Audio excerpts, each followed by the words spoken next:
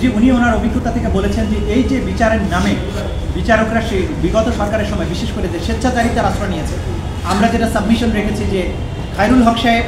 supreme কোর্টের সাথে প্রতারণা করে তত্ত্বাবধায়কের সরকারের মামলায় তত্ত্বাবধায়ক সরকার পদ্ধতি বাতিল করার সময় যে জাজমেন্ট প্রথমে ওপেন কোর্টে দেওয়া হয়েছিল,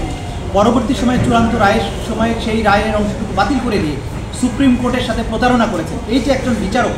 স্বেচ্ছাচারী কাজ করেছে প্রধান বিচারপতির মতো আসনে অধিষ্ঠিত থেকে,